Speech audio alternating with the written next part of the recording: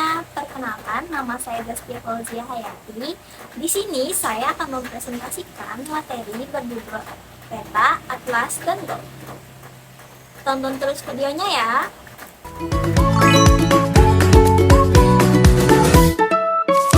Nah, sekarang kita masuk ke materi pembahasan yang pertama, yaitu materi peta. Peta adalah gambar permukaan bumi yang ditampilkan pada bidang datar dengan skala tertentu. Nah, peta ini bisa berupa peta konvensional atau yang sering kita sebut peta cetak maupun peta digital yang saat ini seringkali kita gunakan. Contohnya seperti Google Map dan lainnya. Nah, sekarang kita sudah masuk ke pembahasan lebih lanjut tentang materi peta, yaitu apa fungsi peta. Fungsi peta yang pertama yaitu menunjukkan lokasi suatu tempat. Fungsi kedua yaitu memberi gambaran tentang luas suatu daerah. Fungsi ketiga memberitahu kita jarak antara satu tempat ke tempat yang lainnya. Fungsi keempat yaitu memberitahu kita tentang arah. Fungsi terakhir memberi gambaran tentang lokasi yang akan kita kunjungi. Nah, tentunya peta ini sangat kita butuhkan di kehidupan sehari-hari dan sangat-sangat bermanfaat ya. Contohnya saat kita ingin datang ke suatu tempat, namun kita tidak tahu tempatnya di mana, jadi kita akan menggunakan peta atau map untuk membantu kita mencapai tujuan tersebut. Bisa juga saat kita ingin ke restoran atau ke kafe yang ingin kita kunjungi, jadi kita ingin tahu gambaran bagaimana lokasi tersebut. Nah, kita juga bisa pakai peta untuk melihat. Berikutnya adalah syarat pembuatan peta.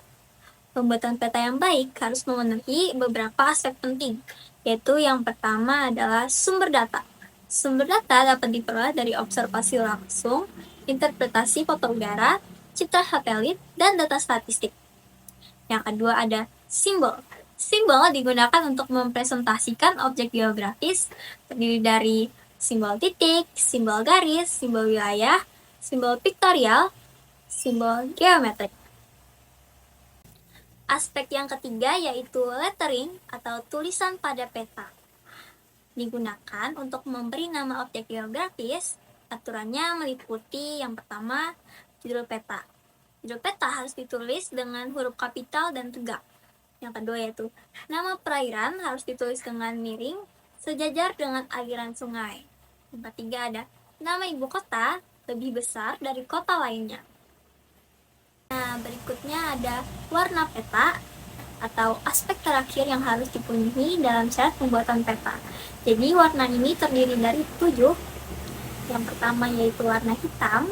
Warna hitam digunakan untuk menunjukkan pemukiman, batas wilayah, dan lettering. Yang kedua ada warna biru. Warna biru digunakan untuk menunjukkan unsur air seperti laut, sungai, dan danau. Semakin biru lautnya, semakin dalam perairannya. Yang ketiga ada warna hijau, menunjukkan vegetasi, hutan, dan dataran rendah. Keempat ada coklat, menunjukkan kontur tanah, pegunungan, dan bukit. Selanjutnya ada warna merah. Warna merah menunjukkan jalan utama, kota besar, dan bangunan penting. Selanjutnya ada warna kuning. Warna kuning menunjukkan daerah kering atau wilayah dengan vegetasi sedikit. Dan yang terakhir warna oranye. Warna oranye digunakan untuk jalan-jalan yang kurang penting. Berikutnya ada komponen-komponen dalam peta. Peta memiliki 7 komponen penting. Yang pertama yaitu judul peta. Judul peta menunjukkan isi atau tema peta. Yang kedua adalah skala peta, menunjukkan perbandingan antara jarak di peta dan jarak sebenarnya di permukaan bumi. Yang ketiga ada legenda atau keterangan, berisi kejelasan tentang simbol yang digunakan dalam peta. Yang keempat ada arah mata angin, biasanya ditandai dengan huruf U atau utara untuk menunjukkan orientasi pada peta. Yang kelima ada inset atau peta kecil, menampilkan lokasi lebih luas atau lebih spesifik dari area yang dipetakan. Yang keenam ada garis astronomis, menunjukkan koordinat lintang dan bujur pada peta. Yang ketujuh ada sumber dan tahun pembuatan, menyatakan asal data dan kapan peta dibuat. Berikutnya adalah jenis-jenis peta. Jadi, jenis peta dikategorikan menjadi 4 macam. Yang pertama yaitu berdasarkan isi peta. Nah, berdasarkan isi peta ada 2 macam lagi nih. Yang pertama itu ada peta umum. Peta umum terdiri dari peta dunia, peta kolografi, dan peta topografi. Yang kedua ada peta tematik. Peta tematik terdiri dari peta iklim, peta sumber daya alam, peta tata guna lahan, peta persebaran penduduk, dan peta geologi. Kategori yang kedua yaitu berdasarkan skala peta. Nah, terdiri dari peta kadaster, peta skala besar, peta skala sedang, peta skala kecil, dan peta geografi. Kategori yang ketiga yaitu berdasarkan bentuknya, terdiri dari peta 2 dimensi dan peta 3 dimensi. Dan kategori yang terakhir yaitu berdasarkan cara pembuatan, terbagi menjadi 2 lagi, yaitu peta terestrial dan peta penginderaan jauh. Nah, kita masuk ke pembahasan materi terakhir dari materi peta. Pembuatan peta telah dilakukan sejak zaman kuno. Awalnya, peta dibuat dalam bentuk lukisan di gua atau ukiran pada batu. Pada 16.500 sebelum Masehi, peta tertua berupa lukisan bintang ditemukan di Gua La Saus, Prancis. Pada 12.000 sebelum Masehi, peta bintang Corona Borealis ditemukan di Gua El Callisto, Spanyol. Pada zaman Babilonia, peta dibuat dalam bentuk lempengan tanah liat. Dan pada zaman 1450 Masehi, peta Pramauro dibuat oleh biarawati Venesia menggambarkan dunia dengan detail tinggi. Pada abad ke-20, peta berkembang dengan teknologi foto udara dan citra satelit. Dan pada zaman kita sekarang, abad ke-21, peta digital semakin populer, seperti Google Maps dan GPS.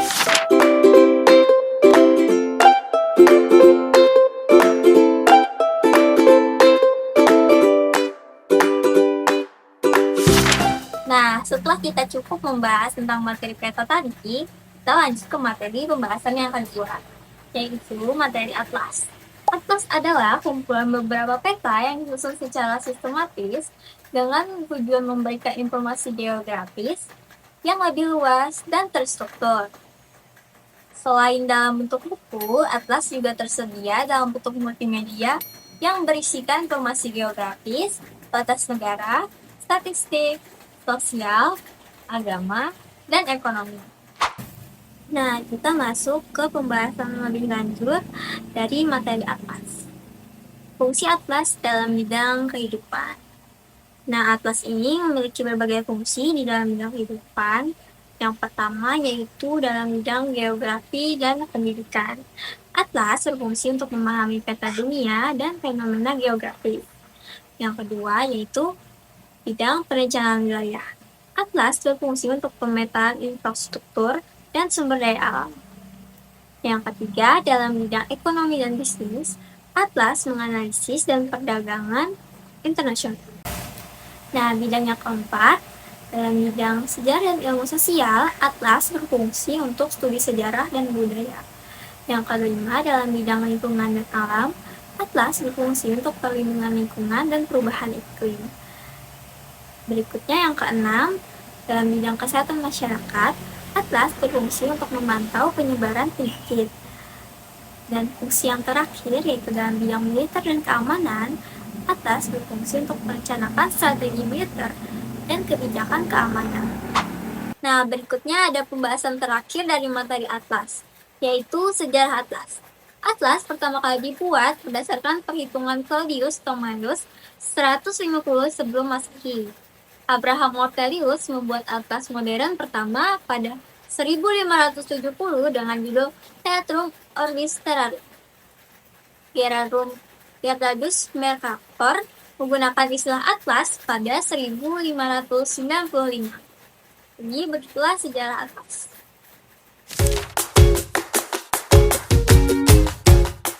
Sekarang kita sudah sampai ke pembahasan materi yang terakhir, yaitu materi blog. Blok adalah bentuk tiga dimensi bumi yang menyerupai bentuk aslinya. Blok memiliki skala yang akurat dan tetap di seluruh bagiannya, memungkinkan penyajiannya lebih realistis dibandingkan peta data. Nah, masuk ke pembahasan materi GOP. Apa fungsi GOP? Fungsi GOP yang pertama yaitu menyajikan bentuk daratan dan lautan dengan lebih akurat. Nah, jadi saat kita menggunakan GOP, penyajian datanya lebih akurat dan tepat dibandingkan kita menggunakan peta data. Nah, fungsi kedua membantu menentukan jalur transportasi laut atau udara yang efisien. Yang ketiga, memperagakan rotasi bumi dan kemiringannya terhadap bidang ekliptika.